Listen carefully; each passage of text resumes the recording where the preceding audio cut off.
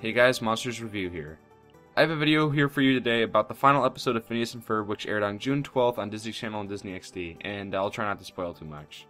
The episode is called Last Day of Summer, and it was roughly an hour long. So, before I actually start talking about the episode, I just want to say that I'm very proud of what Dan Povenmire and Jeff Swampy Marsh did, who are the people that created Phineas and Ferb. They were the ones who decided to end the series, not any Disney executives. Dan Povenmire said, and I quote, "Look, without naming any names here, we all know that there have been TV shows that have overstayed their welcomes, who did themselves a real disservice by hanging in there for a season or three too long, and we just didn't want that to be the case with Phineas and Ferb. We didn't want our show to be one of those that wore out its welcome. We really wanted to go out strong, shut down production while people were still fond of the show and its characters." And he also said, "Besides, in the animation world, it's so rare that a show actually gets to do a finale, which is why we feel so honored and privileged that Disney allowed us to do this." So, it seems that the creators of these shows have some real common sense, and I'm really glad that they made this decision. Anyways, the episode starts off with a musical number, speaking of which, there's a lot of those in this special. Then comes along the usual, Phineas and Ferb come up with an idea, except this time they want to make it a big grand finale, since it's their last day of summer vacation. In the meantime, Perry goes to Doofenshmirtz Evil Incorporated to see what Dr. Doofenshmirtz is up to.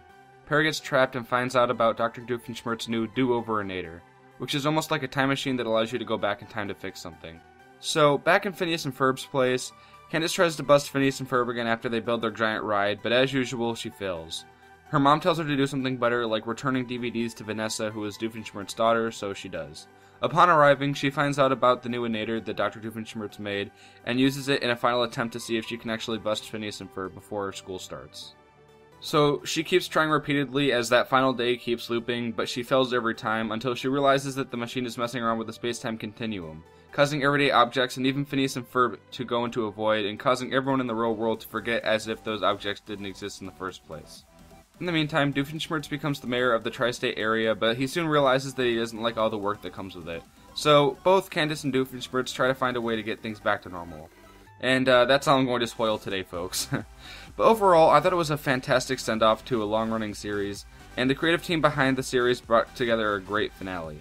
The ending was really nice, and the special makes sure to reminisce on all of their past ventures, and I was practically obsessed with Phineas and Ferb once it was released, and although I started to gradually lose interest in it, I was still sad to see it go, and as I said earlier, the timing was right to end the series.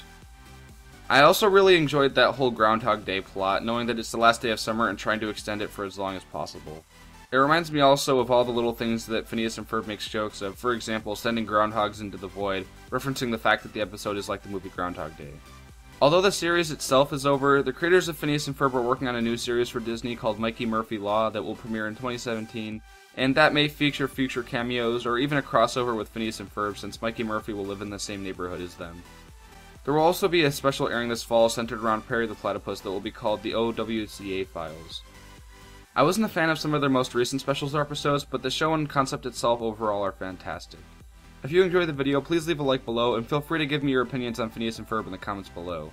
Also, since Cartoon Fridays is switching over to a podcast format, please feel free to give me your Q&A questions through my Ask.fm page, which is located in my description where it says Ask Me Something. If it's any easier, you could also just go to ask.fm/monstersreview. Anyways, I'm Monsters Review. Have a spectacular day.